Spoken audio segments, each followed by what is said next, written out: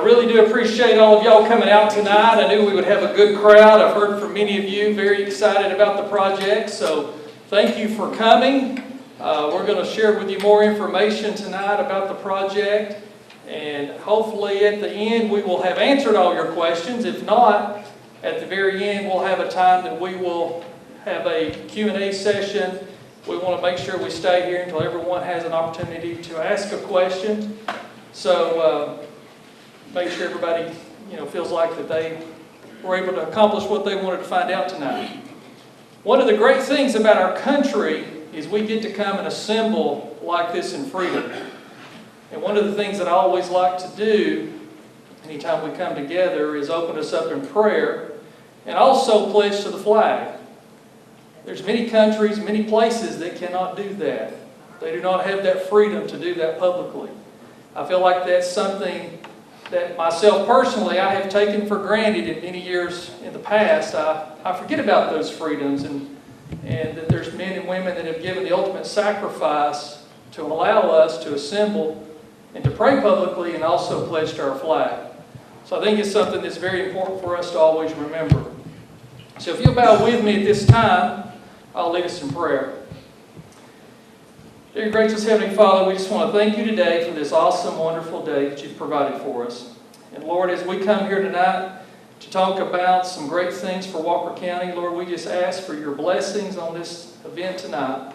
And Lord, we just pray that everything that's being said and done here tonight will glorify you. And Lord, just be with those that are traveling, that are unable to be here with us tonight. Lord, just bring them back to us. And Lord, just give us all safe travel back home. And Lord, just thank you for all that you've done for us. In your name we pray. Amen. Amen. If you'll stand and join me, we'll pledge to the flag.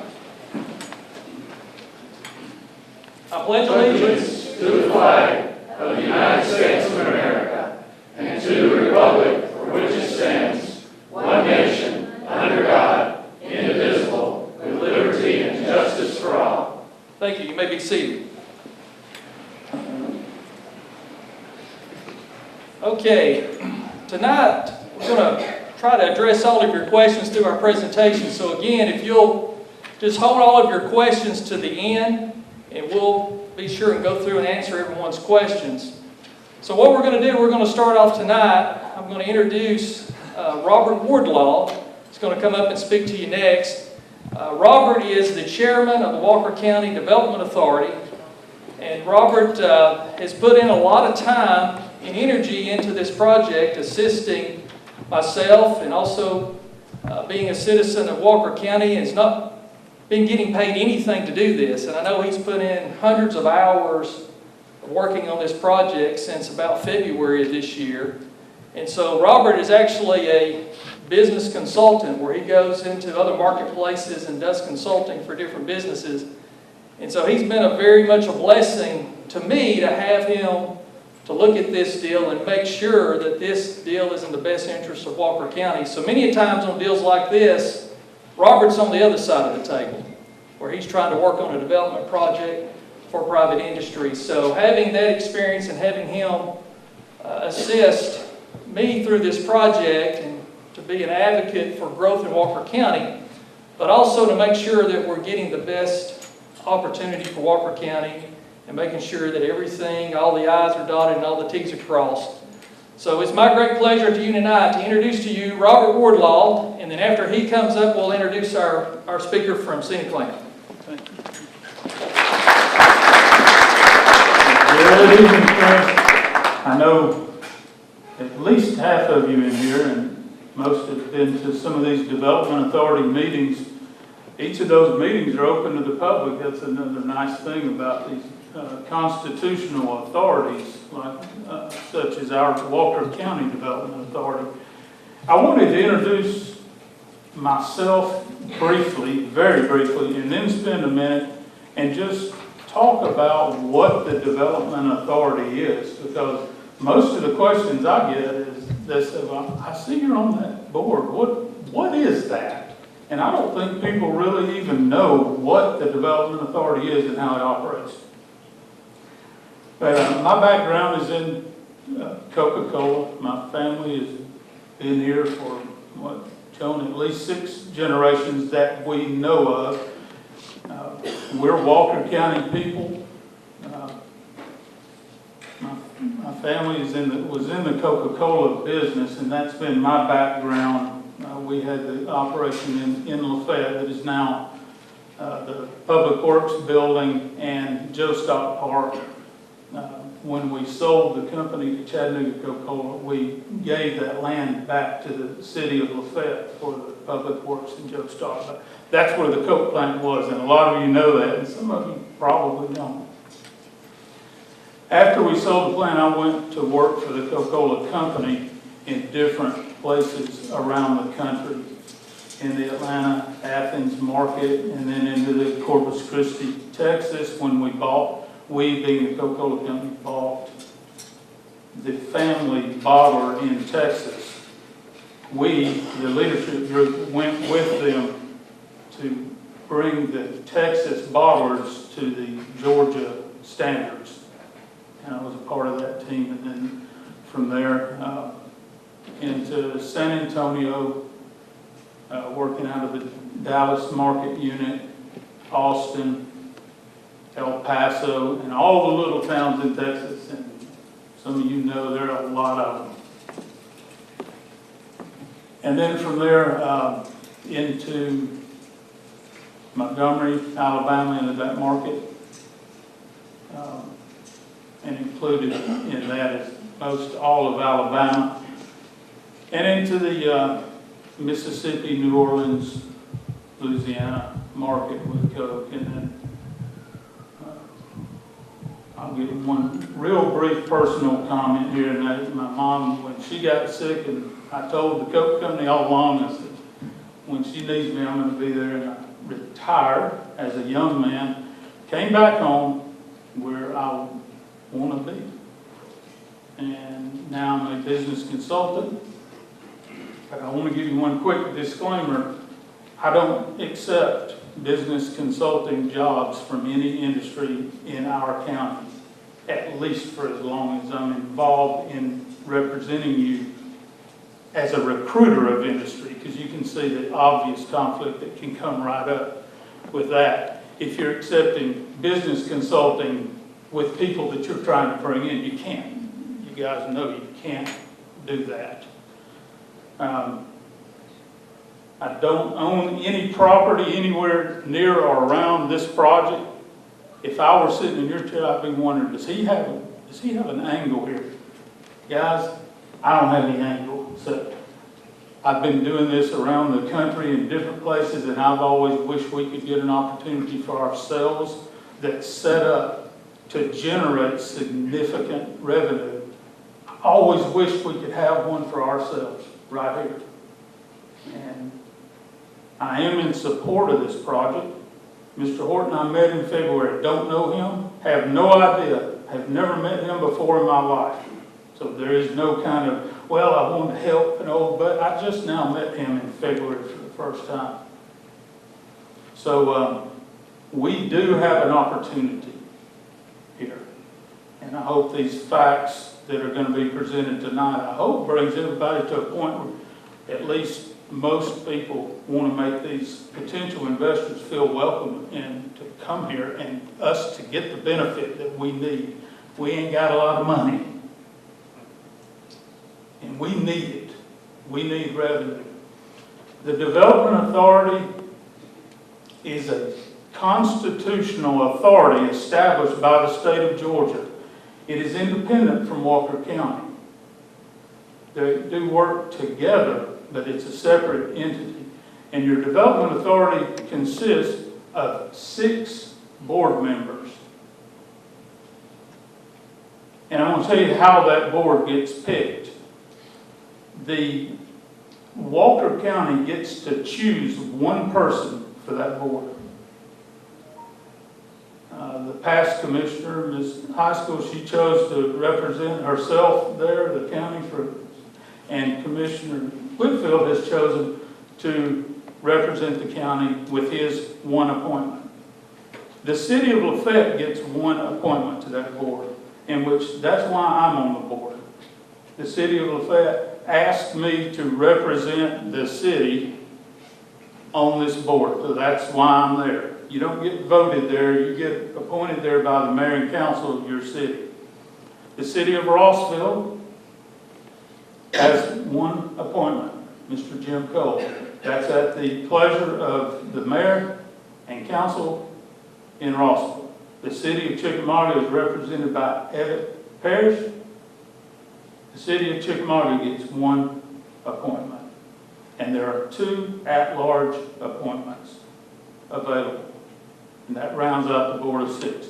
Right now there's a vacant seat, and Mark Chandler is one of the at-large members of the board. Now, I'm representing the board as chair, and the way that you become chair is the other members of the board make a determination of who they would like to be leading. It doesn't give you any power. I have no power of any kind on the board beyond anyone else, except that the board has asked me to lead and represent, and maybe come to an event like this and be a spokesperson for the board. So the chair is one vote just like everyone else. So I hope that that's not boring to you. I hope that some of that in there gives some idea about how your development authority works. I hear a lot of people say that the development authority is a puppet of the county commissioner, and that is not true. All of you that have been to these development authority meetings over the last couple of years have, I say this with all respect, but you have seen me, no more spending, no, in spite of what any commissioner may say. Your development authority is not a puppet to the commissioner. And I respect our commissioner today very much. However, if he wanted to spend money through the development authority we don't have, I would say no to him too. Respectfully. I don't mean that disrespectfully, but I mean it. But instead, I found so far Commissioner Whitfield to be a high integrity person. He has not tried to mislead or deceive me or the board on anything, and I appreciate that. Same goes for Mr. Horton and his team. And they have been a pleasure to work with so far. It's not easy business, but thank you all very much for coming tonight. And I won't be a part of the presentation, but I'm going to be here. And if you have any questions specifically for me, I'm going to be right here to answer them until you get sick of asking, okay? Thank you all very much.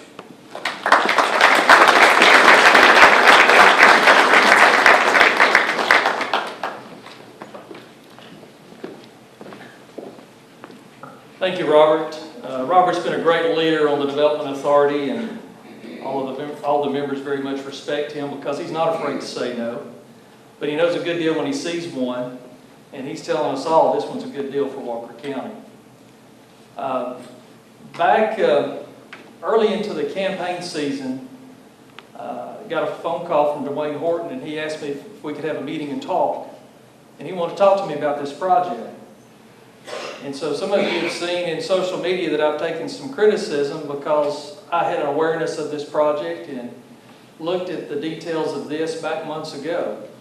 At that time, I wasn't the commissioner, but I knew that if I was able to become the commissioner, that this would be something I believe would be very positive for Walker County. But in those discussions, Dwayne made it clear. He said, look, if this becomes a political issue, campaign issue, if this thing gets out, we'll just quietly go somewhere else. We're not going to get into a political match here or get into anything that's going to discredit what we're trying to do.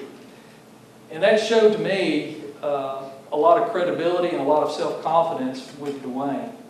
And as I've got to know him better over the last several months, I have gained a lot of respect for him and his team and his board the ones that I've got to spend some time with. And the biggest thing is I trust these guys. And I believe what they say, because we've had some things where we've been working on the documents and agreement, and Dwayne goes, no, wait a minute, I promised you this, I told you this, that's what we're going to do, let's back up, let's get this right. You know, Dwayne's going to tell you a little bit about himself, I'm sure, but he's also a guy that grew up in Walker County. And so he cares about what happens to Walker County, and he also cares to make sure that this is a win-win for everybody that's involved. And so he's going to a lot of extra, over and above work to make sure that this is a win-win. And so in business, you've learned that it's all about relationships and it's all about trust. And I know with the Development Authority, and most importantly, if I didn't feel like I could trust these guys and them do what they say they're going to do, I would never be supportive of this, because I'd feel like we couldn't trust them. If you can't trust them, you don't want to do business with them. And so I believe this is a group of very much of high integrity. And so at this time, Dwayne, I want to ask you to come up, and we're going to turn the floor over to Dwayne. And then once he gets through with his presentation, I've got some slides I'm going to show you to talk about the revenue side to the county. So let's give Dwayne a hand.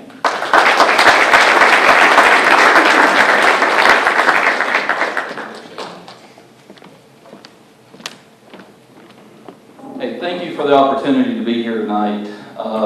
I know that there's a lot of questions. I know there's a lot of facts. I'm going to warn you just a little bit.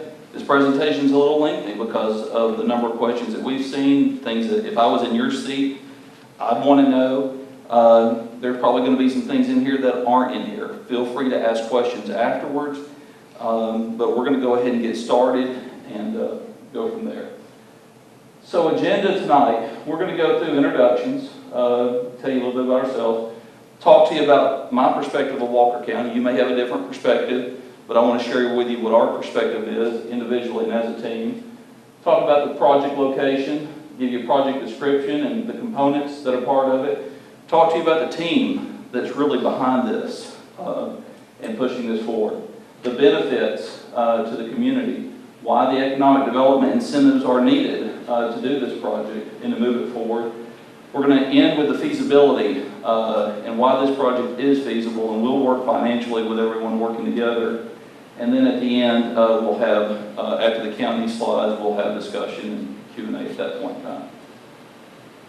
So I want to first start, before we even get to introductions, and give you our pledge to you. This is separate from the county, but this is the first thing, I believe this is the first thing I told the commissioner when I met him, the first thing I shared with the chairman and anybody else that's come. I've had financial advisors push me back and say, are you sure you want to do this? And I've said absolutely, without hesitation or reservation. But our pledge to you is two simple ones first.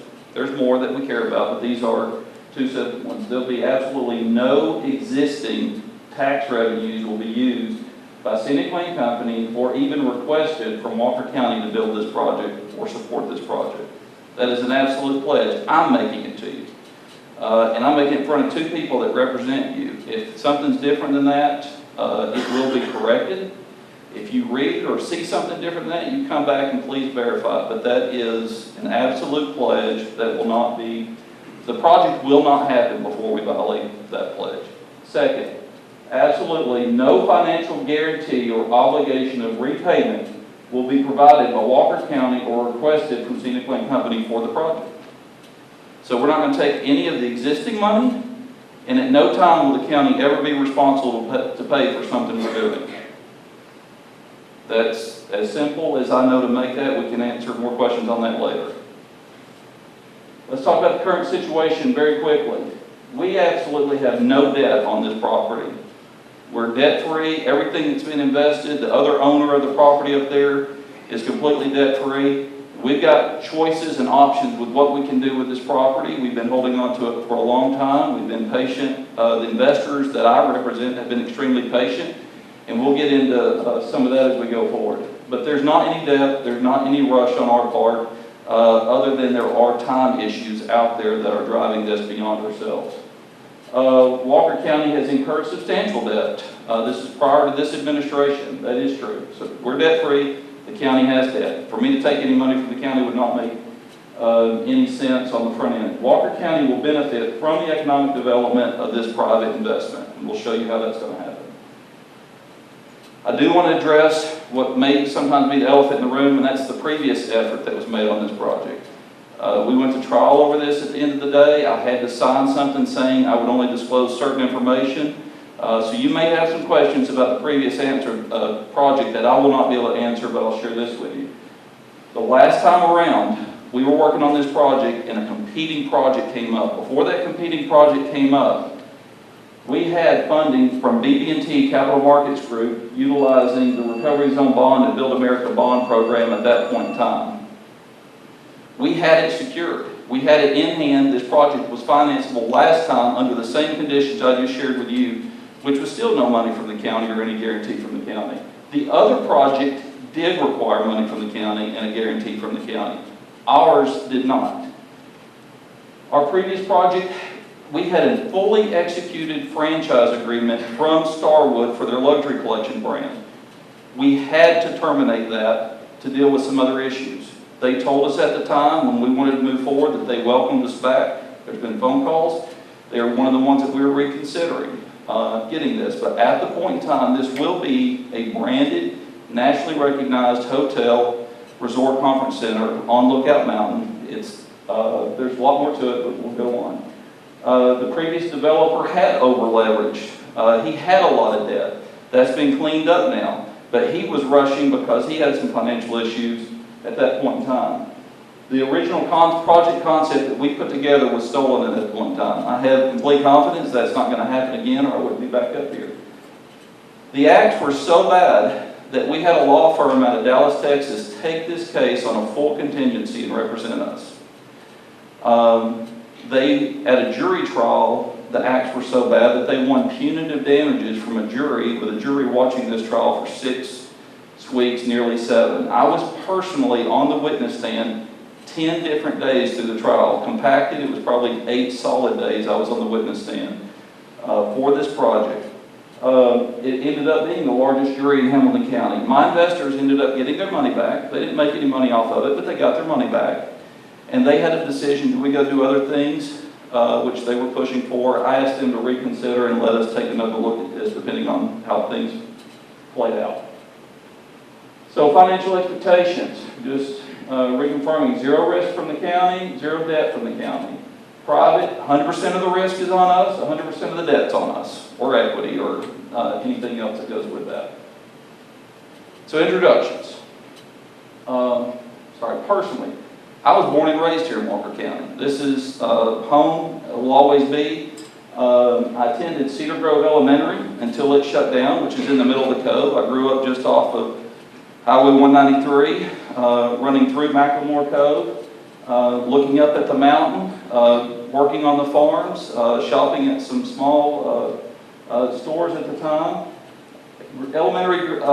Cedar Grove Elementary shut down. I then went to Osborne. I had not moved yet. I went to Osborne. In full disclosure, it was a decision my stepdad made at the time, and I was supposed to be in a different school district, so they put me the next year back in the school district I should have been in, which is Chattanooga Valley Elementary. Then I moved for the first time, but we still stayed in Walker County, lived just off Boss Road, and I went to Pond Springs Middle School. My first year, freshman in high school, was at Bridgeland. I've got friends at Lafayette, Gordon Lee, all over. I worked at Rock City Gardens. I worked on farms growing up in the Cove. I ended up attending Georgia Tech because my grandparents helped sacrifice as the first family member in my family to go to college. Have a Bachelor of Science degree in construction management. Have been doing development for some time now. I'm an owner and principal of Gentech Construction, which has more Walker County employees than any other county, even though we're based in Chattanooga within the office. Also, president of Scenic Land Investments, which is a local investment group based in Chattanooga that has investors from North Georgia and the Chattanooga area to reinvest in their economy to help create jobs in their economy, and preserve the natural characteristics of what is made up around Chattanooga. And I think you'll see some of that through the projects we'll share with you. And I'm president of Scenic Land Company, which is the land development company. Scenic Land Company It's a Chattanooga-based land development company. I want to emphasize land development, and you'll understand why when we go through. With strategic development partners. So we bring in other partners, whether we're doing apartments or medical office buildings or hotels or whatever it may be. Our specialty is getting the land prepared and partnering with the right strategic partners to move these projects forward. We're focused on developments in East Tennessee and Northwest Georgia. We're currently engaged in projects that total over $500 million at completion. These are things we're already working on. We have other options in the area. This is one of them right now, that Tillocks Farms. There's already a 280-unit apartment complex going in out in Dixon on this property, and this is the next phase of retail that you're looking at. That this marketing package hasn't even hit the street yet. It'll probably hit the street the next month or so. This is a project, Village of Oak Brook, out in East Springwood Road. It's a mixed-use residential commercial development. We're getting ready to build a assisted living facility here, a restaurant here, and quite a bit of retail. On this side of the bridge, we built a bridge, handed it over to the county. We paid for that full, and we paid for the sewer pump station here. That's one project. Tillocks Farms, it's a nearly 200-acre development, 500,000 square feet of retail, 280-unit apartments.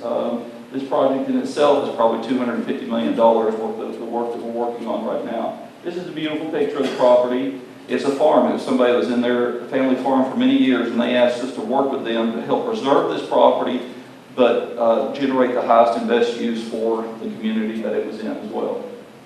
Brownwood, you may be familiar with this one. This was in Day County on Lookout Mountain. This is, again, a project that we completely upfronted the sewer costs, the entrances, everything else. It's been very successful. The assisted living's opened. They projected 1.5 years to fill up. It filled up in 6 months on the assisted living facility side. There's some memory care units that haven't quite filled up, but it's a small percentage of the overall rooms.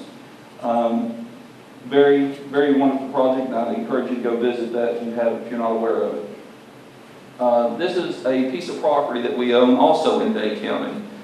This is across from Canyon Ridge. There's a waterfall on this property that many people don't know about that's nearly the size of what Plowden Canyon is.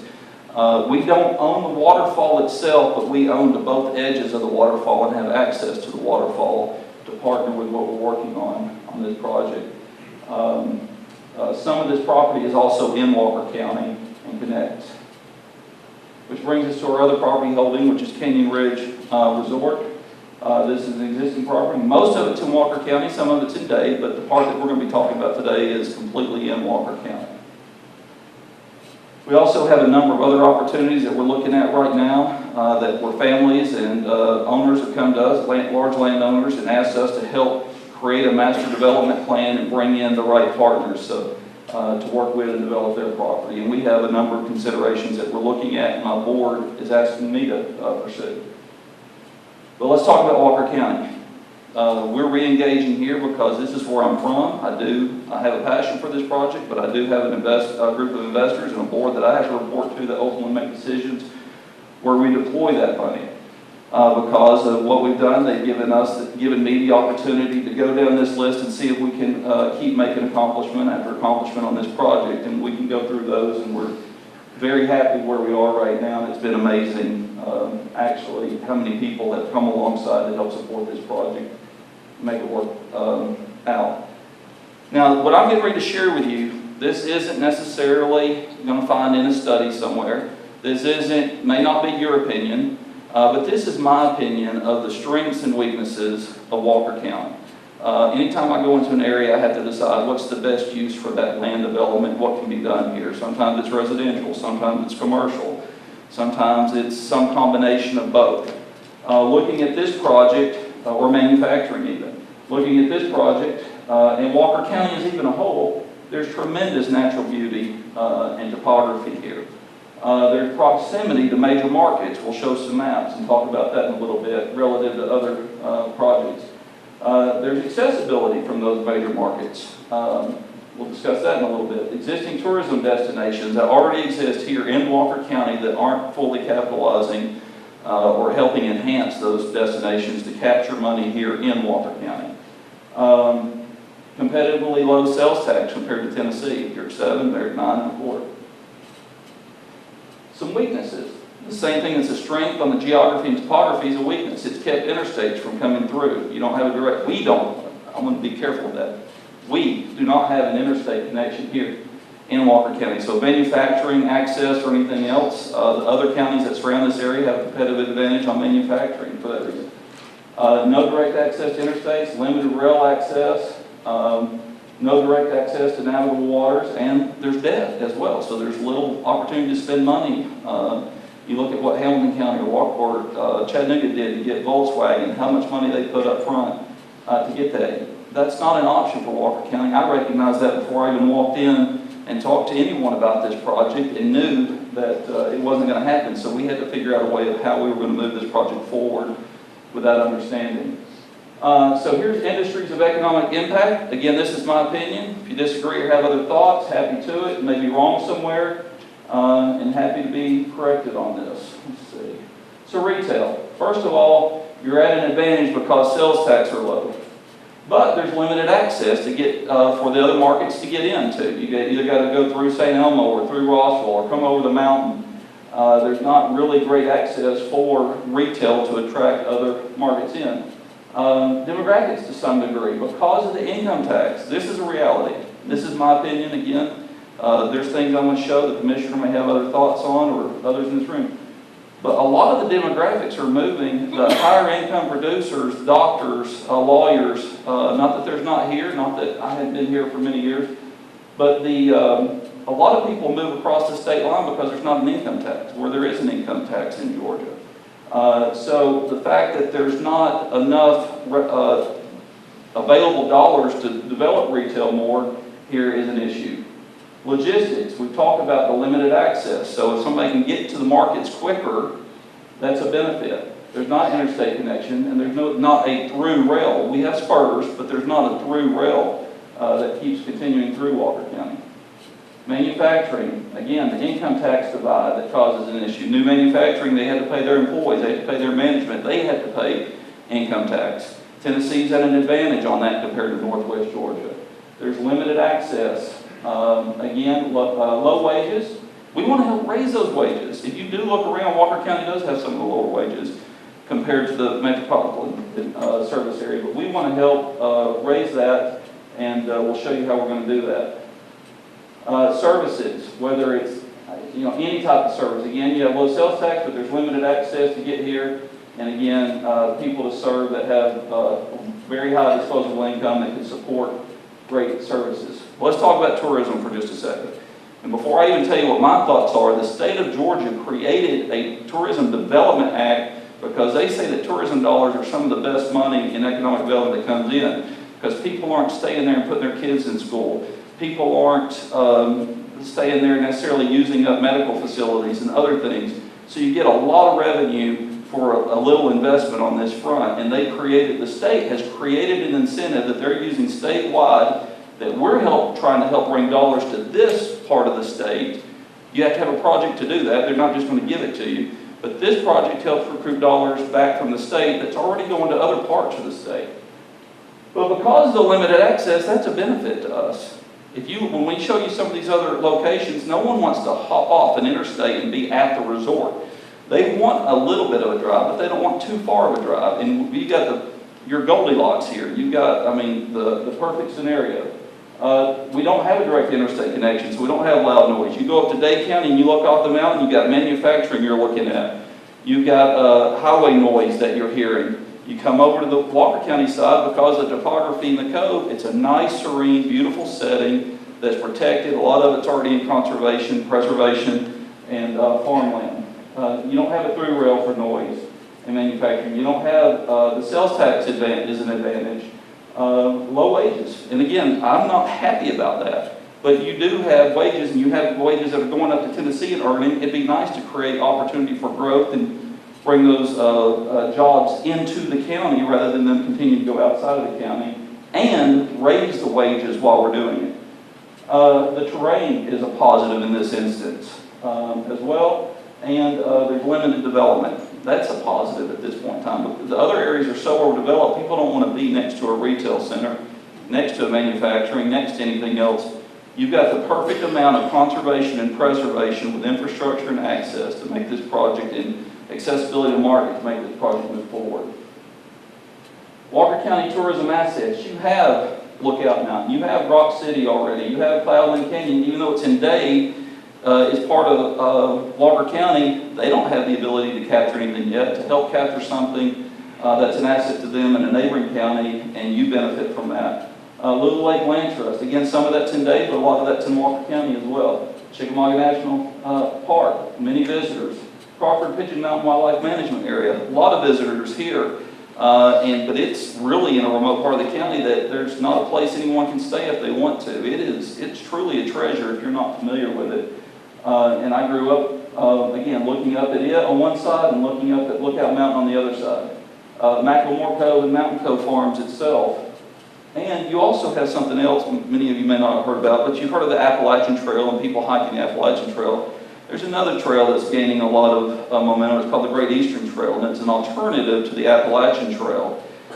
And rather than having to hike the Appalachian Trail in a total, 8-month period or whatever it takes all at once, or drive to remote locations, the Great Eastern Trail is an alternative trail that goes from city to city. So you can hike segments of it at a time, go back, and then you can go back and hike the next segment. Well, part of the Great Eastern Trail runs right by this property that's being planned right now. And it's just another benefit, and again, as that Appalachian Trail has been. So let's talk about the strategic regional location. Georgia, you obviously have Atlanta here, but outside of the state, you have Nashville, you have Birmingham, Knoxville, and then you have submarkets being Huntsville and Chattanooga itself. We're planning on pulling a large part of our business from outside the state. We'll show you a chart in just a moment. This is the perfect driving distance for that. With the interstates being there in those locations, and I'll show you some of the other projects that we're going to be competing with, this is the ideal distance location that we would like to be within. There's many people in all these markets that drive all the way down to Sea Island or down to Destin or Watercolors or even over to Asheville for the Grove Park or others. We are very accessible in a day's drive to get here. And it's not just the population. There's 14 million people within a 2-hour driving distance. If you don't know this, there's nowhere else in the Southeast that you can be within 2-hour driving distance of 14 million people. There's also 28 Fortune 500 companies within a 2-hour driving distance, not counting all the other headquarters of other companies that nationally headquartered here. There's nowhere else in the Southeast that you're going to have 28 Fortune 500 companies within a 2-hour driving distance. So when you look at this, we're looking at 71% of the total revenues are going to come from out of the state because of strategic location. That's why the state's behind this. You can imagine if that many is coming from outside the state, a lot more than that is coming from outside the county. We're building this so people will come spend money in this county, spend money and create jobs in this county and help, and then they can go back home. They're visitors here, they can see. They can then see business opportunities because we're going to have conferences here as well. So let's talk about competitive southeastern resorts. So here's some of the resorts around. I hate this one's on there, but it's on there for other reasons. Gaylord Aqualand Resort. We just didn't feel like we could leave it out. But right here you have Reynolds Plantation that's outside of Atlanta. You have Barnsley Gardens that's outside of Atlanta. Blackberry Farms, if you haven't heard of it, it's very high-end, exclusive. Small people pay large amounts to go there. You've got the Grove Park Inn in Asheville, Inn at Biltmore Estate. You've got Brasstown Valley Resort. In Birmingham, you have the Bridgestone Golf and Resort and Purcell Farms here as well. And right in the middle of all this, you've got the Canyon Ridge. So a lot of these, like Asheville, it depends not just on Asheville, but people driving significant distances to come support that. Same thing for Reynolds Plantation. Other than Atlanta, which we're barely a little bit further than them, other than Atlanta, that's their primary market. People have to travel significant distances to get there. I know many people that have had conferences that are companies that are based here in Chattanooga that travel all the way there. So to be able to have something that we can capture these dollars and bring awareness to Walker County is a tremendous benefit from our standpoint. So Canyon Ridge Resort itself. What is it going to be? What is the project description here? So it's going to be, this is a technical term, sounds a little redundant, but it's an upper upscale / luxury It's major branded, mountaintop resort. A lot of these other ones that we talked about that are in the mountains, they're in the mountains, but they're not on top of the mountain. The views that you have from here, the accessibility that we already have, this can be something that will really stand out in the whole Southeast. It's bordered by 2 states, so it's not even internal. There's states and a lot of other markets that we're feeding in.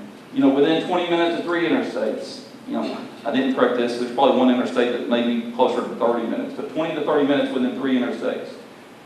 It's one of the most westerly mountain locations. Lookout Mountain really starts to fade out. You don't have the prominent brow views as it goes west from here. But it will be the most westerly mountain resort. So markets in the Midwest and east of the Mississippi. There's even a direct flight from Dallas to Chattanooga that may come and enjoy this. So it's a great location to capture people that want to go to the mountains. Will have to make the decision to go past us to get there.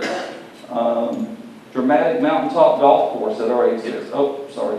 180 room hotels with full service conference and meeting space so we can support the businesses. And the fact that we already have fiber optics with gigabit internet speeds to this site puts us at a competitive advantage to those others, especially with business uses as well. So the state of Georgia categorizes the different zones of Georgia. They've called this area the historic high country.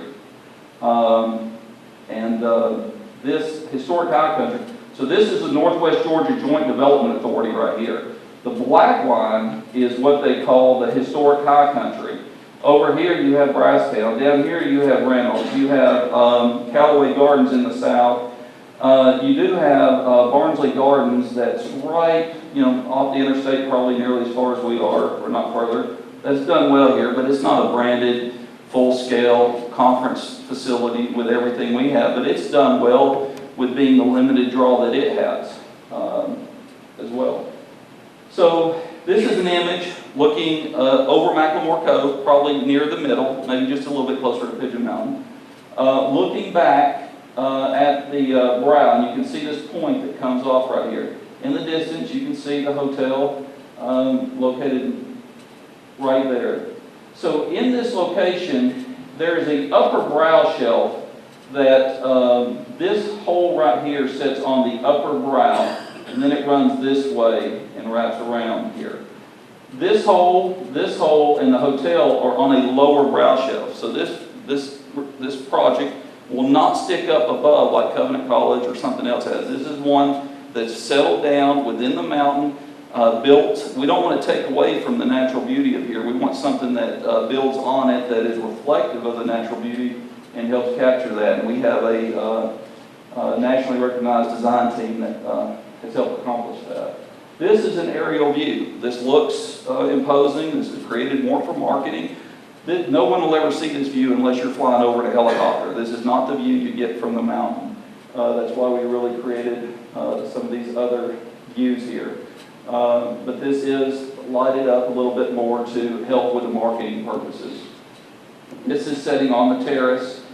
You have the conference facility on one side, the hotel on the other, and this is setting in a terrace level between those, looking off the mountain that will attract people to come along with the other amenities. Plans have already been developed. There will be some value engineering, there will be some changes, but it's been completely programmed out. How much meeting space, how much back of house, how much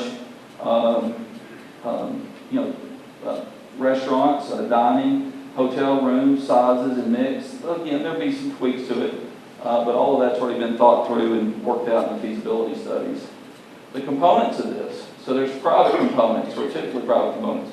The hotel itself, the spa that's going to be attraction, the dining, the golf course, and other amenities that will be put in. But there's some components of this that are typically, if you go around the southeast or even around the whole country, that are typically funded by the counties or by the government. This is not being funded by the county or by the government. We'll talk about this more as we go. But we're paying for the infrastructure. The additional infrastructure is needed. The infrastructure up there is already a tremendous investment, but there is more needed. We're paying for the emergency facilities to be put in up here. We're paying for the conference facilities itself, the meeting space. Most often those are. And some qualified recreational uses, maybe trails or other things like that. The team, we're going to come back to that in a little bit, but the team. So we are the land developer. I'm not the hotel developer or the hotel consultant. Even though I'm working very closely with them, I have recruited them on behalf of our investors and everyone else involved to come in. We got our choice and selection of who we wanted to work with, and we couldn't have a better partner on that front. We have Valor Hospitality. We'll talk about them in a moment. The master planner for this is somebody that plans resorts all over the country and all over the world. And they have been working on this project for some time. We'll share a little bit with them. There's a local architect, though, that we're working with, which is PV Design. He's doing the Marriott Autograph Collection downtown, has done several of the hotels in downtown Chattanooga at his current firm and with the firm that he was with beforehand. And the county council, by the way, I think there was something I did read about this is how economic and development incentives should be done, and there was an attorney that issued a paper on it. Well, this is not my choice. This is Commissioners and Roberts, and they can speak more about this, but they've hired the best I know of in Georgia to represent the county and to represent you to make sure you're getting a deal that works. They've seen a million of these things. They've written white papers. They're experts on this. They're representing you, and I have to go through them to get this stuff structured, as well as the Commissioner and the Chairman. Ewan McLaughlin with Valor Hospitality. He co-founded and managing partner of Valor. He's from Scotland, but he helped develop and manage Cape Grace Hotel in South Africa. In the year 2000, it was named the best hotel in the world by Condé Nast, a premier name in the industry. At that point in time, in the year 2000, the Barnsley Gardens project was being developed and ran by a prince from Germany. Hubertus Fugger was his name. And he ended up, was not doing very well at Barnsley. Barnsley was in the single-digit occupancy rates, I think 6 or 7% occupancy rates. It was going to fail. He went out and headhunted and found the best person, one of the best people in the world to come in and take it over. In less than a year, he got it sustainable. But in a year, he took it from around 7% occupancy rates to nearly 70% occupancy rates. So here's someone with international experience, someone who's built something from nothing, someone who's saved something from loss, somebody that knows our region, as close to our region as we can get. Once he turned it around, the prince sold the property, the new owner, and Ewan just saw things differently. It wasn't a bad breakup, but they just decided to go different ways. It wasn't long after that we were able to pick Ewan up and have him start working with us on this project at that point in time. He ended up getting Barnsley named one of the best small resorts, and I think one of the best bed and breakfasts in the country. And again, it was on the edge of being a complete failure. He repositioned Crown Plaza and did a lot of other things. We can talk about that later. But now he operates around 30 hotels between the U.S. and UK markets. Hart Howerton, Roland Aberg. Hart Howerton, by some in the industry, is the #1 resort master planner in the U.S. Their resorts include Palmetto Bluff in South Carolina for Duke Energy. If you don't know it, please look it up and see. The redevelopment of Greenbrier in West Virginia. It's a classic, and they were hired to redevelop it when a flood washed out a lot of the project. Expansion at Sea Island, a premier location in Georgia. Mayakama in Sonoma Valley. They've done other projects in Napa Valley as well. They also, Hart Howerton got their start because Walt Disney hired them to design Disney World. Now, this is not Disney, so I don't want to share you with that, but I just want to give you the understanding of the breadth of experience and the credentials behind this team that's helping put this together. Roland Aberg himself has a landscape architecture degree from Cornell University, a master planning degree from University of Oregon, and an architecture degree from University of Cal Berkeley. He's been on this project from day one, has worked on it, and actually testified in trial on our behalf as well, and has stayed with it because they believe it. I will tell you right now, you can't just call these guys and hire them to work on any project. They select you as much as you select them. Same thing went for Starwood on the luxury collection. Same thing went for the other team members. In addition to those two outstanding people, there's a number of other people. We had the hotel franchise itself, which Last time was Starwood. I'm not saying it's Starwood now. I can't, and I'm not. So we have a full engineering team, structural, geotech's on here as well, but structural, mechanical, electrical, everything in, numerous contractors that have already looked at this or given us budgets. We had a full executed contract the last time we were here. We're working with the same group this time around. Legal counsel, accounting firms, geotechnical consultants, environmental consultants. There's been environmental studies performed on the project, energy consultants, numerous feasibility and financial studies, financial advisors, topographical surveys, information technology, interior designers, golf course architects, marketing, sales, and I could go on and on forever, but I think that would give you an idea of the team that's behind this that's been working on this as well. So let's get to the benefits. So here's the jobs, average salaries that will be created. Total 180 jobs. Some people think there's no way they'll hire 180. Well, I think we're actually underestimating just a hair on this. I feel that this should be a conservative amount with an average salary management, average $60,000. Well, you may say, well, there's nobody that can manage this hotel in Walker County. I don't necessarily agree with that. There's people that already live in Walker County that work at a lot of hospitality places in Chattanooga and other areas. But even if there wasn't somebody, wouldn't it be nice for your child or somebody in your family to have the opportunity to grow and have a job that they can start at one entry level and grow into something over time and that be here? Just because it may not hire everyone from Walker County today, which I wish everybody from Walker County was hired. I hire Walker County people. But I can't guarantee that. But you're creating an opportunity that they can stay here at home near their family and have a great career at the same time. Food and beverage. Now this is plus tips. So I mean there's tips here and you can see marketing and sales, conference services, and others. Some of these are seasonal, actually all these are full-time. There's other seasonal jobs on top of this.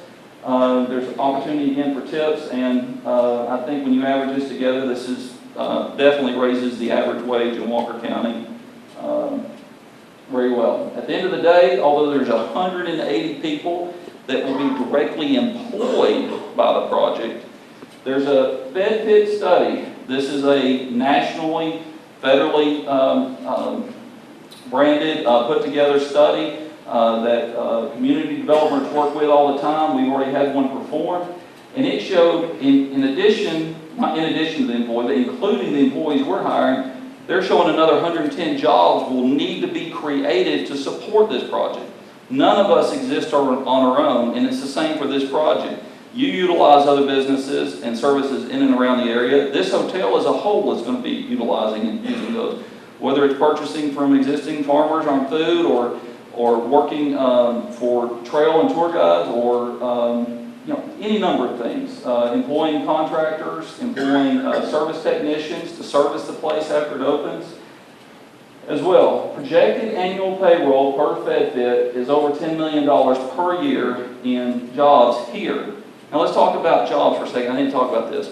If you create a plant and labor in, we're well familiar with this because of the news, in Mexico or somewhere else or India, the labor rates go down, there's an opportunity that job can move elsewhere. You're not going to move this hotel. It's not going to go somewhere else. It's once you build this and this investment's made, or we build it and this investment's made, and you support us in doing this, this is going to be jobs that are going to stay here. Now, we'll talk about Covenant because I know Covenant's come up. But apart from Covenant, most of these hotels that you've seen around the country, they do not close their doors. They may go through financial difficulties. They may have issues from time to time. But they're still employing people and they're still bringing economic development to the communities that they've been developed, that they've been built in. New construction job, 1906. There's going to be a lot of those that aren't going to be in Walker County, but there's going to be a lot of them that are as well. And additional payroll through just the construction piece. Again, this is sourced from FedFit. We're updating this study as well. The project generated tax revenue. So conservatively, we're showing, I don't want to overpromise, we're showing $1 million in new tax revenue coming to the county with $0 up front and zero guarantee or requirement to repay anything. This is money that doesn't exist right now that will come into the revenues. In addition, again, the commissioner needs to speak to this or somebody else, but in my opinion, this doesn't keep the commissioner from continuing to cut costs, improve efficiencies, restructure debt, or do other economic development anywhere that it may be. This is something that is just another tool in the tool bag for him and the other leadership and yourselves to be able to utilize. So why are the incentives required? If we already own the property up there, if Dwayne Horton wants to do this so bad that I've put it together once and fought a trial and begged my investors to come back, why is this needed? First, there's mission critical infrastructure that does need to go in. And we're going to have to pay that. To my knowledge, Walker County couldn't even afford to do it, even if they were willing to do it. So we're having to fund that. We're willing to fund that and happy to do so because we believe in the project. And not only that, but to compete regionally with similar type projects. So we're talking about privately funding this completely up front. You go just across the state line, the Chattanooga Hotel Conference Center was 100% government funded. They hired an operator, but it's owned by Hamilton County or the city of Chattanooga. You go to Dale Hollow State Park, which is about an hour and a half north of here. State of Kentucky fully funded a resort development on the lake up there. Beautiful views. If you haven't been there, it's worth a visit. Beautiful lake, beautiful views, 100% government funded. They don't pay property taxes, and they don't pay a lot of other things.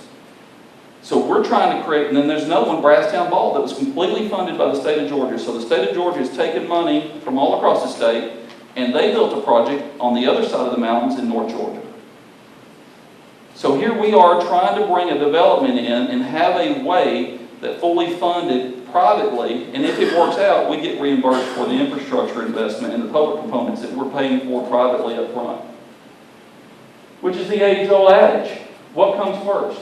I've heard this all my professional life. Does development come first so that you can fund infrastructure? Or does the government go borrow money so that it can build infrastructure so development can happen? And I've heard very intelligent, very smart, very wise people argue both sides of this point. If you made me pick a side, I don't know which one I'd actually pick right now. But we don't have to pick in this scenario, because we're privately funding both. We're doing the extra infrastructure, services, and facilities that are required for this project, as well as doing the project. The reason we're getting this tax abatement with this agreement, the project can't fund the infrastructure that it's paying for. It is not feasible. It will not happen. But what we believe in the project so much that we're willing to fund it up front with the tax abatements and the tools that are available. I didn't invent this game. I didn't coin the term economic development incentive. I didn't invent it. It's been used for years ahead of me. But if, as a county, you're going to compete, you've got to choose, are you going to play by the same rules everybody else or not? And these are the tools that are made available for us to be able to recruit business and investment and jobs to Walker County that will be here for many, many years. So we take some of the money, but we're not taking all the money. There is still a large amount of revenues that's going back. I'm more than comfortable with $1 million. I think you may see some other numbers that are much higher than this, that come back to fund education in the general fund, that are projected directly off of this project, that won't exist if this project does not happen. And this project can't happen without that infrastructure, and the private investment can't afford it. Now, we have other opportunities as investors. I'm here because I want to be here. I'm here because I believe in it. My investors have other reasons. That some of them didn't even know where this location was. They don't. I have to put something together that makes sense for them, that makes sense for the financial banks and others to invest in a county that's in the current condition that it's in. And this assemblage, this plan, this project has done that in a way that I think is as a conservative approach as anyone could possibly ask for. If you have a better way and it gets the project done, I want to hear about it. We'll change this. The components again. So these typically funded components that we're putting in, the fire station, we're privately funding that with the community's help. When I say community, that's the Canyon Ridge community, with the people that live inside that gate are helping. They believe in this project so much they've agreed to double their property taxes to be reinvested in this area to support this. We're not asking that of the whole county. We're not asking that of anybody else. We want you to benefit from this. They believe they're going to receive a benefit or they wouldn't do this. We have the conference facilities, and again, other qualified recreational uses that are required to draw the people. So we talked about Brasstown Valley, we talked about Dale Hollow Lake, we talked about the Chattanooga here in Chattanooga that are all government-funded projects. Here's Canyon Ridge, privately funded, with taxes to reimburse the infrastructure that the private entities are putting in up front. So let's talk about the feasibility. Well, that sounds great, maybe that works, but it's not going to work if it's not feasible. So let's first start about what's up there and what we already have to take advantage of. You already have a lot of conservation area around this area. You have Crawford Pigeon Mountain, Lula Lake Land Trust, Cloudland Canyon, the Cove. There's another one called the Zond Wildlife Management Area, if you're not familiar with that. You have a lot of conservation. Conservation, basically, there's very little dollars paid on that for property taxes. So if you want to help improve the roads and infrastructure that runs through all that nobody lives on and isn't providing income on that to help pay for them, the rest of the county is paying for those utilities and everything else that's running through that, plus others. Well, this is an opportunity to put overall speaking, you're talking about tens of thousands of acres with all that. Here's an opportunity to take a project that already has this infrastructure, has already been developed, add this project to it, and it generates the revenue and allows you to capture that to help support all this. So you have an existing golf course that we're not having to build from scratch. We are going to make improvements to it. You have the fiber optic internet. There's already a water tower up there to support this. There's already a sewer package plant. You have to have sewers or you can't do this. It already exists. We don't need another permit. Deceleration acceleration lane on the highway access. Even though we don't have interstate access, we do have, perfectly named, scenic highway that we're on. This is a beautiful location, very accessible. The other thing you got to keep in mind, that map that I showed you, you don't have just one concentration of people coming at all one time in one direction. People from Birmingham are going to be coming up through I-59, and either they'll come up early and come through Mentone, or they'll probably come up through Trenton and come up that way. People from Nashville will probably come down and come through Trenton. People from Knoxville may come a number of different ways. People from Chattanooga may come through Walker County. They may get up on the mountain and come through Walker County. People from Atlanta may come up through somewhere where Rome or around. You've got a lot of different ways for people to get to this to impact it. And because of the amount of conservation and preservation you already have, this isn't going to sprawl endlessly. There are places that are permanently protected nearby that's going to keep this contained and keep this beauty of what people are coming here and excited about this already. Roads are ideal for that reason. We just talked about that. Project is also completely debt-free. So we're not having to overcome finance charges or anything like that or do anything on that front. Feasibility study and financial analysis. So who's looked at this? Valor Hospitality has looked at this and testified in trial and has re-looked at this. HVS feasibility study, nationally recognized agency that does third-party feasibility studies for project, was done last time, was defended at trial under scrutiny of attack. PKF feasibility study, another nationally recognized feasibility study that was performed on this project. Trial and expert witnesses. We had extra expert witnesses come in and under scrutiny of attack had jurors such as yourselves watching this whole thing that ended up saying, after looking at all the information that I couldn't even start to touch in this amount of time, there was 500,000 pages of documents in that project, in that trial, by the way, said, you win because it was feasible. If it wasn't feasible, we wouldn't win. There wouldn't have been any damage done. Brand acceptance. So the brand, the last time, accepted this and was willing to put their name on it because they felt it was feasible. They don't want to, all they have to start with is their name at the end of the day. When they put their name on something, if they start putting their projects on things that are going to fail, it hurts their brand recognition and their brand value. FD Real Estate. This is a real estate advisor out of Atlanta that we're currently working with as well. And then there's a Smith Travel Report. Well, Smith Travel Report is a reporting agency that reports what the room rates are for your comparable markets, for your comparable products. What's the occupancy rates of those to make sure that the project's going to justify?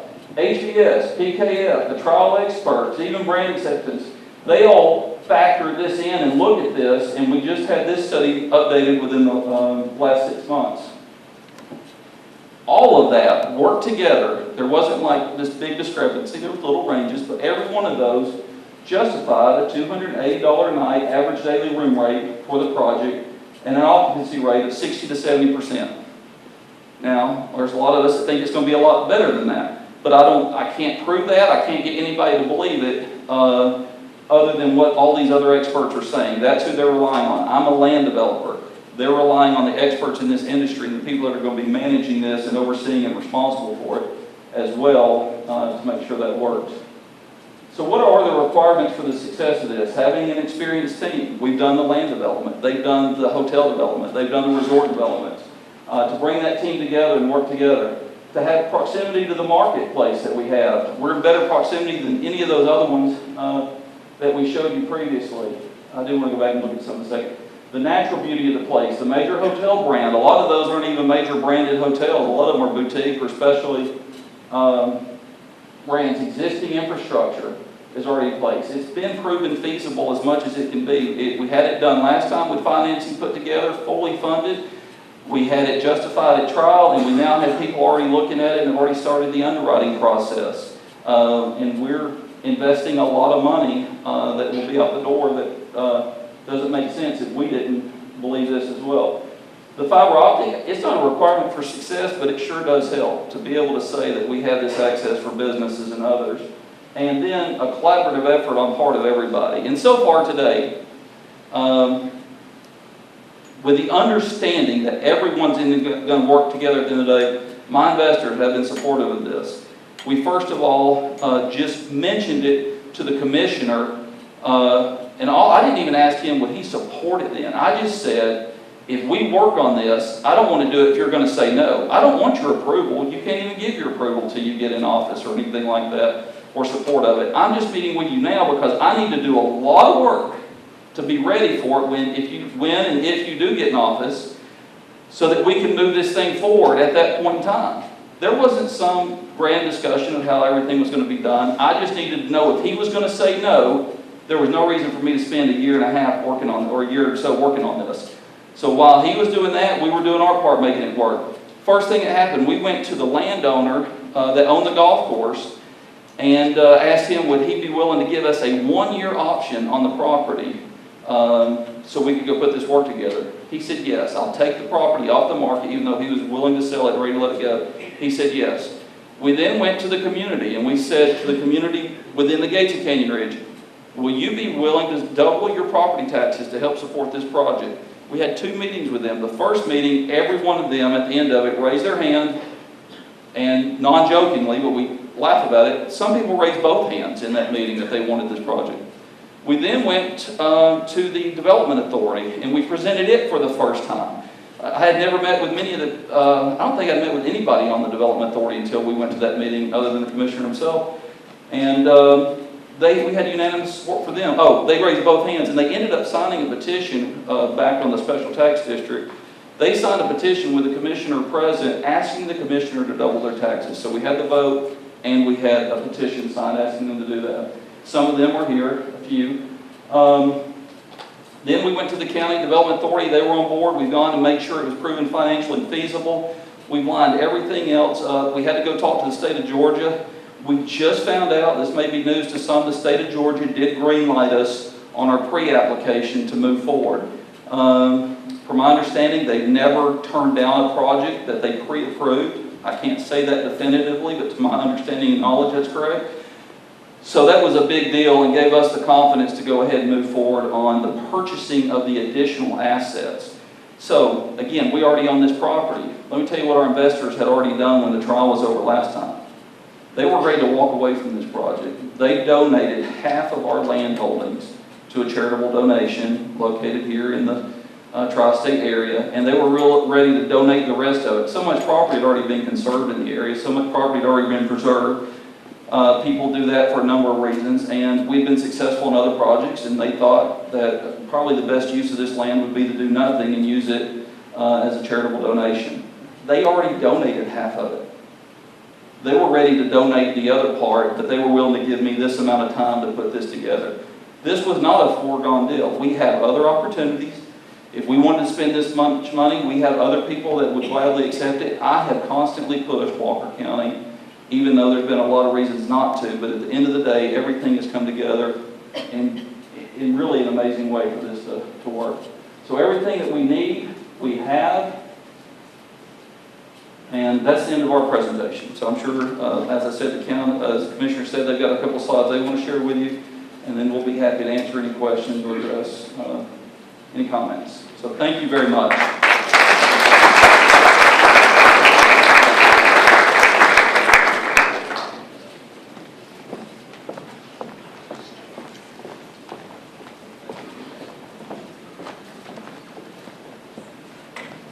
It's going to take him just a second to switch that over. If y'all want to stand up and stretch your legs, I know many of you have been sitting down well over an hour.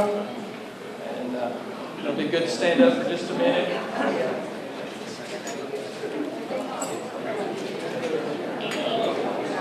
I know some of you may need to go to the bathroom. We'll take about 5 minutes and we'll reconvene. All right, let's go ahead and get started. I'm sure there may be still a few. Can y'all hear me okay? Is this good volume? Good range? Okay. We're going to talk about the economic impact side of this to Walker County. There's been a lot of questions of how the abatements work and what's this going to mean for Walker County. As Dwayne mentioned, Walker County is not in the financial position, either through the county or the Development Authority, to put up front money into this project. They haven't asked for any. We told them up front there wouldn't be any. I went as far as telling Dwayne and some of his board members, say, guys, if you get $105 million raised, and you come up and it's about time to start construction, and we're all excited, and you're $1 million short. If you can get it within $1 million, your project's dead. If you can get it within $500,000, that's all you need. It's $500,000 from the county, project's dead. If you need $250,000, project dead. We don't have any money or the willingness or desire to put money into this project. So from the start, we've been on that same sheet of music, and can't reiterate that enough to let you know there's no upfront dollars here. The current property taxes on the golf course is $15,711 annually. So what's being paid currently on the golf course is the current value. The current property taxes on the 48 acres of land owned by City Land Partners LLC is $957 a year. It's what's currently being paid in. So, if we sit back and we do nothing on this project, or if we scare this project off, we're going to continue to collect $16,669 as long as the rates don't change and the values don't change. So it's $920,000 a year is what we're currently bringing into the county. You know what the crazy thing is about this? We got to split that with the school system. Who do you think's got the bigger percentage? Any of you have looked at your tax bills lately? It's the school system. Gets the lion's share of that money. The project will continue to pay the current property taxes on the existing property for the duration. They're not abating what they're paying today. And I think that speaks for the integrity of this group. They're saying, we're going to make sure we don't take not $1 away from Walker County that they're getting today. So, through the 5-year abatement on the new project, they will still be paying that $16,000 a year. Plus, on years 6 through 30, on a $106 million investment, the local government will receive $104,686 a year to capture that 10%. So if y'all seen in the paper, or we've talked about the first 5 years on the new development, they pay no property taxes. Those were abated. Years 6 through 30, they pay 10%. So the 10% is $104,686 a year, which will generate $2.6 million in 25 years. So the current taxes on the subject project is $16,668 as we talked about. So for 30 years, it would generate $500,000 over 30 years at the current rate if we do nothing. The proposed increase of that $104,000 for 25 years will generate $2.6 million over the 30-year lifespan. We're showing 25 years because we're only charging that tax for 25 years. So for the 30 years, you got to add these two numbers together. This project will generate $3.1 million just in property taxes. So if it stays like it is, it's only $500,000. The new is going to be this here that the county gets for $3.1 million over 30 years. Okay, the current taxes, again, on the subject project is at $16,000 over 40 years, would generate $666,760. Proposed new taxes on the project, again, we collect $0 for the first 5 years. We get nothing. For 25 years, as we talked about, we get $104,685 a year for $2.6 million. The next 10 years, there's no abatements. So over a 40-year lifespan, we're going to collect $1,046,000 a year in property taxes.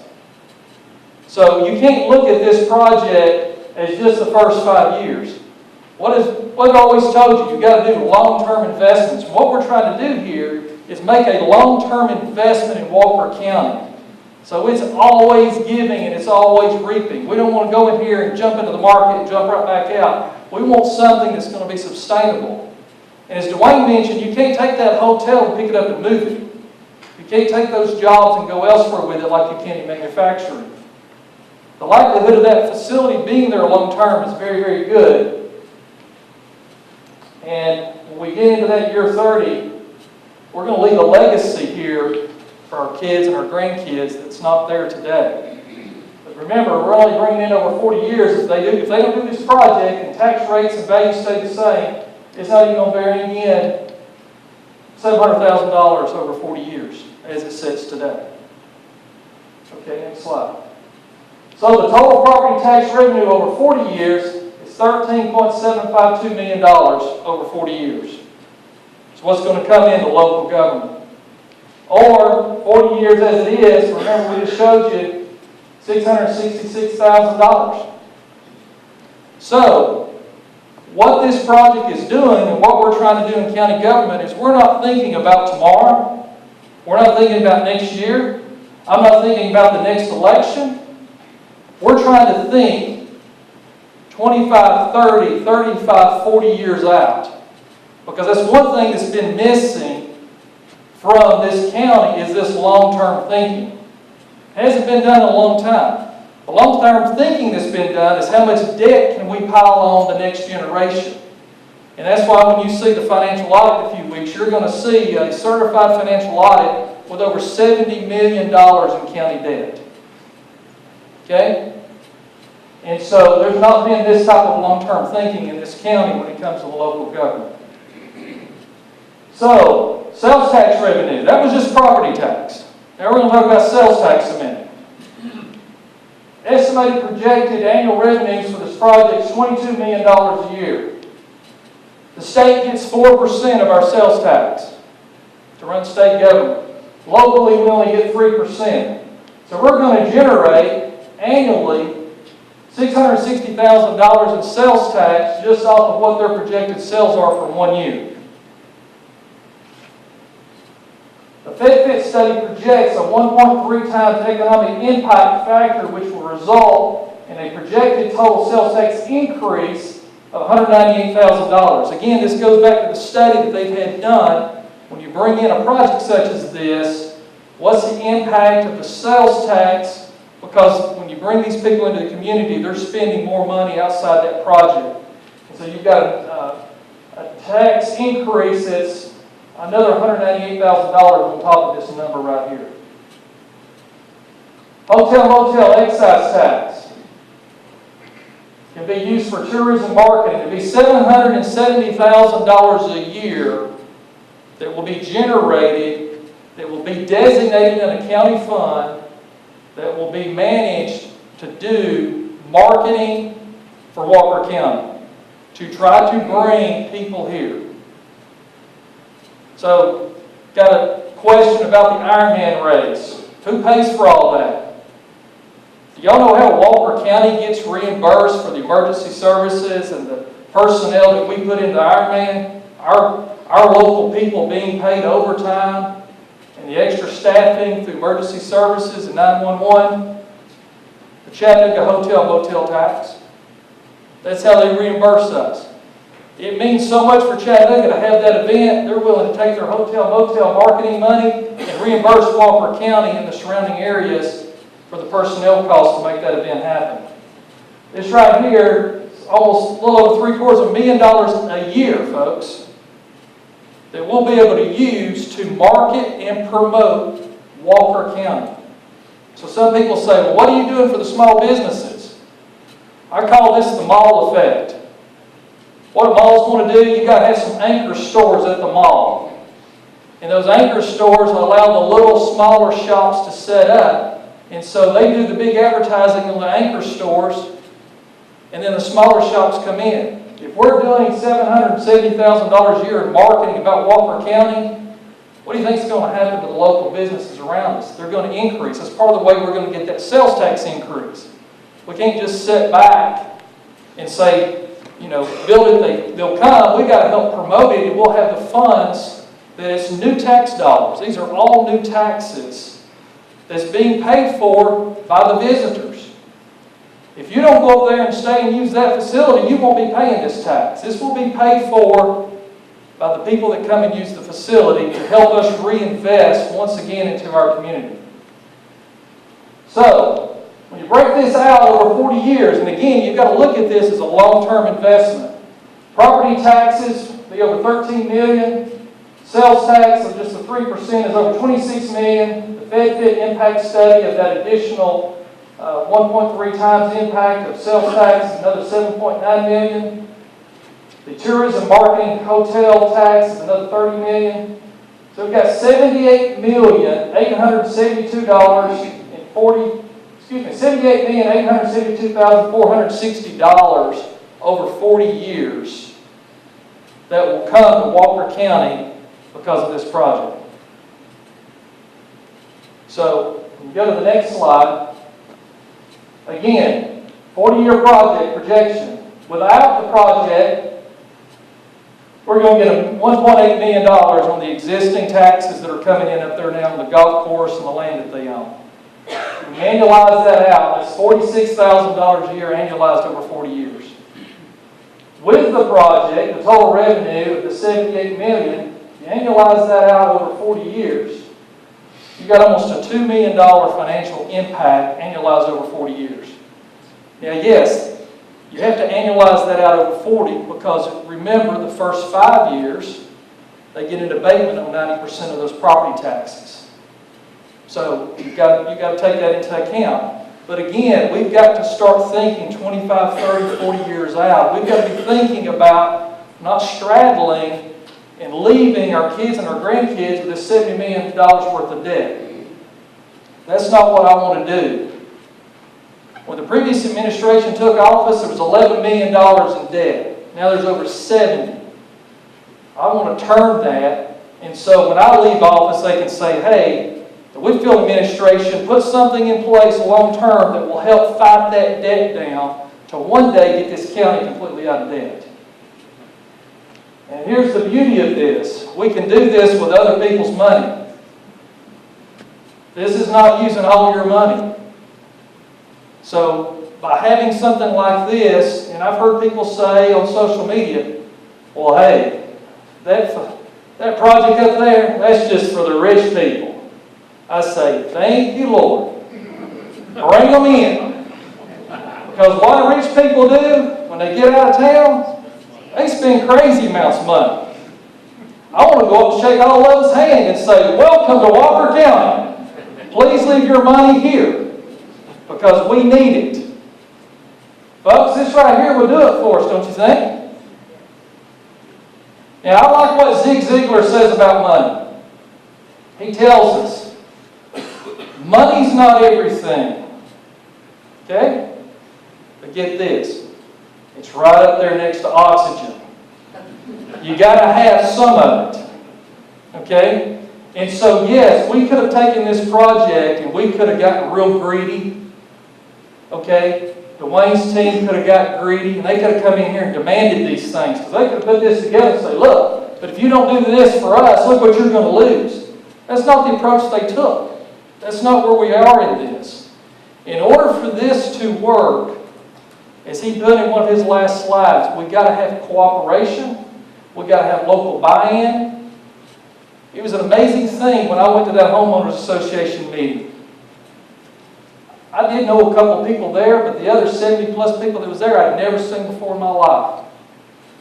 There was one guy sitting down toward the front, on the opposite side I was on, and man, he was hammering on Dwayne. Just laying into him, had question after question after question. And then I got up and they started asking me questions. And I'm like, oh, this is not looking good. This one guy here is going to spoil it for everybody. So, when it was over, that guy that was asking all the questions on the front row, I found out that he's more like me than I realized, and that he likes to know the details. He was testing the project. He wanted to see if the tough questions had been asked. He was vetting this out for us, and I took him the wrong way to start with. I didn't realize how he was vetting this project to making sure it was the right thing. So he jumps up before it's time for the thing to be over. And I thought, oh, we just lost that guy. He makes a beeline all the way around the room, comes over to where I'm standing. He said, look, this is the best shot we've got. I like what I see. Get it done. And I'm thinking, now that was the guy that seemed to be the toughest guy in the room. At the end, all the property owners that were there all signed a pledge, 100% unanimous, to take and raise their property taxes up to 25 mills. Okay, if you live in the unincorporated county area now, and you look at your property tax statement, you probably just got an estimate in the mail over the last few days. You look down at the bottom of it, it should say just shy of 24.5% or something in that range. About 24.5% of total taxes. They're going to pay that plus 25 mills on top of that to help put in the infrastructure and emergency services and all. So the residents up there that was at the meeting, they came to make their pledge. They see the value of this because many of them is going to lower their fire ratings. They're going to save on their homeowners insurance, and they're also going to get a lot of amenities and services right in their back door. But you know the biggest thing they're going to see? They're going to see their property values go up. So this number right here, that doesn't take into account any increased property values. Which all of you know, I'm sure, that when they put something like this up there, a lot of those lots that are devalued, the values will come back up on them. This doesn't count the $10 million a year that he showed going into the local economy for payroll. That doesn't take any of this into account. And he talks about how this is going to raise the wages. One of the problems that I inherited in Walker County as commissioner is in the last 30 days, we've lost 3 firemen in Walker County. They've gone and taken other jobs in local mills and other industry in Walker County. You know why they did that? Because they pay better. What's my fire chief working on right now? How are we going to raise their wages so we don't lose more? It's competition, supply and demand. When they'll go and create another 180 jobs in Walker County, it's going to raise the wages with the other industries because there's only so many people. So I hope you see here tonight more clearly that, you know, there is an option here. You know, if we want to scare this thing off and say, hey, this is bad for our community, we're going to be scaring off almost $79 million over 4 years. So, at this time, that's all. That's the last slide, I believe. We'll ask Dwayne if you'll come back up, and Robert if you'll come up, and we'll get into the time of answering your questions. One thing too, I meant to mention a while ago, when it talks about that hotel tax, pull this off the state's website. There's 159 counties in the state. 78 counties have a hotel motel tax currently. There's 181 cities that have a hotel motel tax. So that equals 259 counties and cities across the state of Georgia that all have a hotel motel tax. So what that tells me is that when you and I go to Atlanta, go to Savannah, go to Augusta, all these other places, when we go and visit those places, we're paying for their stuff there. We want them to come here and pay for our stuff when they visit us. So some people say, well, I've never heard of this hotel motel tax. It's on your invoice at these hotels. You're just not looking close. Okay, what we want to do, just to make sure we're fair to everybody, we know not everybody is going to be the first to jump up. So we're going to do this to start with by roles. And so we're going to go across the first row here, and because it's going to make it easier for Joe too if he's not having to bounce all around the place. So if Joe can get that other microphone working, we had it working a while ago. What we're going to do, we're just going to let Joe start on each row, go all the way across. And if you have a question, so everyone can hear your question, let Joe hand you the microphone so everybody can hear you. Also, Ivy up here on the front row is going to log your question on the screen up here, so we'll have a record of that. And we can make sure that everything's captured the way you say it. Is that working? I'll need you this one. We need to invest in some new microphones.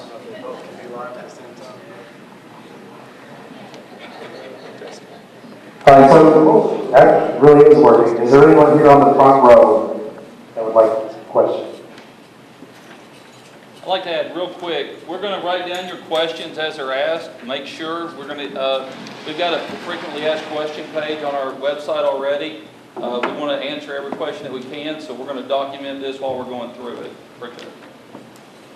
Shannon, what are your plans for promoting and trying to encourage small businessmen? I think that's a very good question. What are we going to do to support and encourage other small businesses? I think we get, like I mentioned a while ago, it's what I call the mall effect. We've got to bring in some anchors. And this hotel resort project would be a major anchor that it would give us that hotel motel excess tax money to promote our community, to help foster growth in our community. Because if we have growth, we'll have other businesses that will want to be here because the numbers will work for them. One of the problems and challenges that we have in Walker County, especially in Chickamauga, Rock Springs area, when these different restaurant groups and chains look at the market, the reason they don't come here is because the numbers don't work for them. And so we've got to increase those numbers to make it feasible for them to want to be here. Because most of them, when they look at the numbers, they don't see nothing but a failure.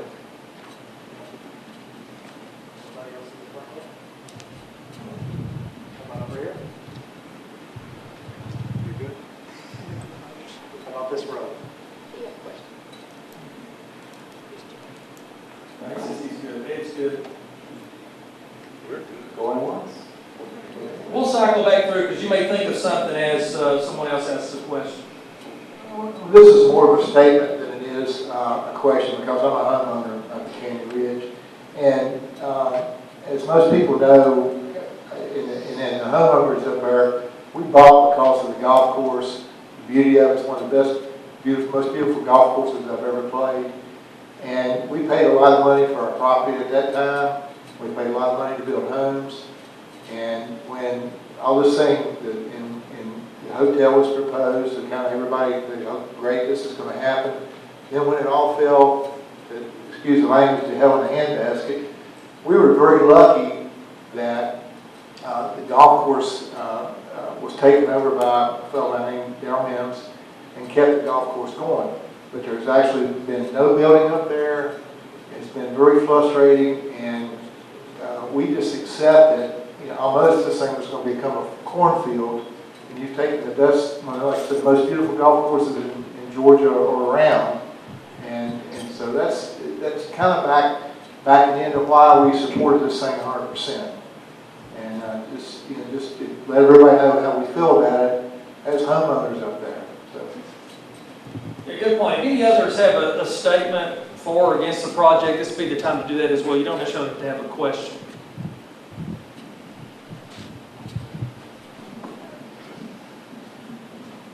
I have a question for Dwayne. Concerning applicants for employment, with them being equally qualified, will you give any preference to the ones that lives in Walker County?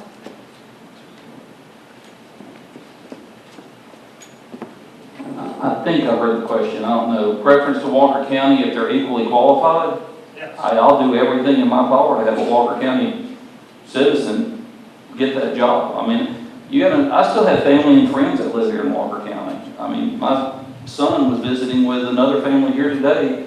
So yes, I want every job that can possibly be had by Walker County to be had by Walker County. We're going to put together special programs, even in the high schools and others, to try to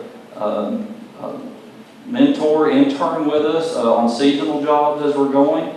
And it's going to be right here, and it's just going to make most sense for Walker County citizens to have those. So that's, I mean, there is personal reasons I'm involved in this, and that is one of them. So.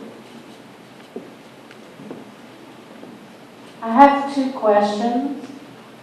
One is, has the decision already been made by the Economic Development Authority?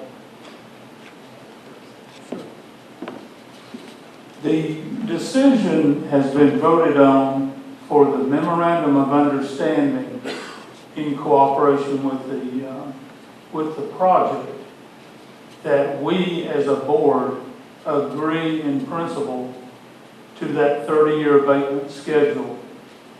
It's 5 years of 100% abatement and 25 years of 90% abatement. So, yes. You have decided. Yes, ma'am. Okay, and my second question was a follow-up to that. If you hadn't decided, would the taxpayers of this county or the voters of this county have an impact or a way to show what they think about it or feel about it? Well, yes, ma'am. Every development authority meeting is absolutely a public meeting, and we have we have sometimes significant crowds in there that are in there to hear the opportunities that are coming along as they come. This economic development is a game of no, no, no, no, miss, miss, miss, miss, miss, yes. And if you come to those meetings, you'll see the number of people that engage with us. It's remarkable. You would be really shocked how many people test the waters here. But it doesn't work out most of the time, in spite of best efforts from us or the prospect. So we have people that come to those meetings and voice opinions all the time. So there's always that opportunity available. There's nothing at all that the Development Authority does that is not in public view, with the minor exception of certain personnel issues that go into executive session common to all boards of directors. Does that answer that? Thank you. Can I help further? Is there? I'll come back with some other. Yes, ma'am. Thank you. Thank you. As far as the fire station is concerned, the fireman right now, is that going to be a full-time station?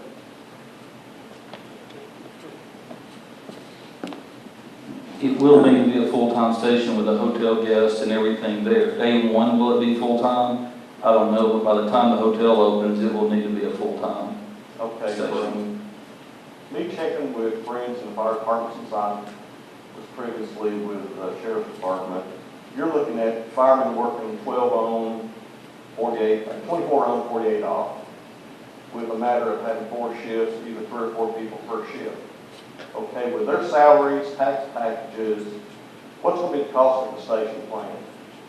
The station plan is a little over $1 million right now initially, and there'll be more added to it as the project grows.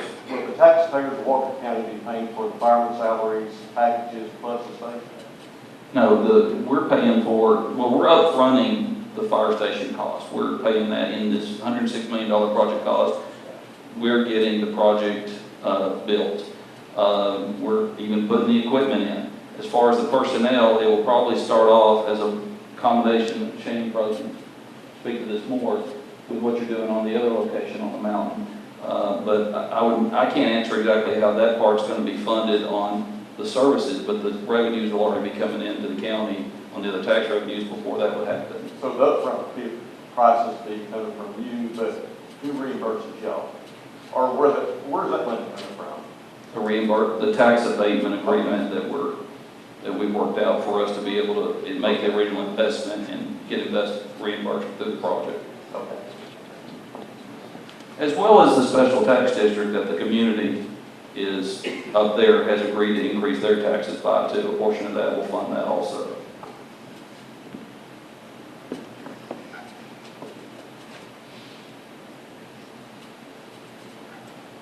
One more time, anybody else in this room? First off, gentlemen, I want to thank you for the presentation, very detailed presentation. My question is about the projected sales of $22 million. I'd like to hear if you can give me the details of where that information comes from. And the reason I asked that question is I had a discussion with Mr. Whitfield the other day. I was looking at the audit for the Chattanooga, where in 2015 only had a little over $13 million in sales. So what is going to be the difference between this project and the Chattanooga to allow for almost a $10 million increase in those projections? Yes, that's a good question. They're all great questions, but that one is, there's a combination. The Canyon Ridge has the golf course in addition and other amenities that we're planning on, we're going to work with local members, but we plan on a ropes course, probably even a shooting course with limited hours, hunting opportunities and excursions. We're going to have things that the Chattanoogan hasn't even began to offer from that standpoint.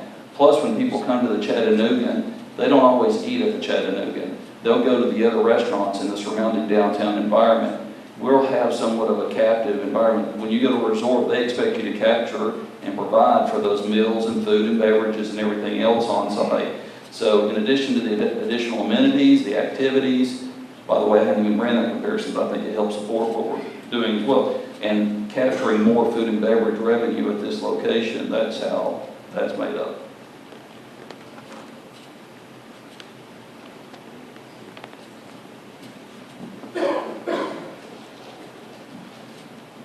What is the timing? Can I add one more? In addition, our average daily room rates will be higher to some degree too, but that's just a portion of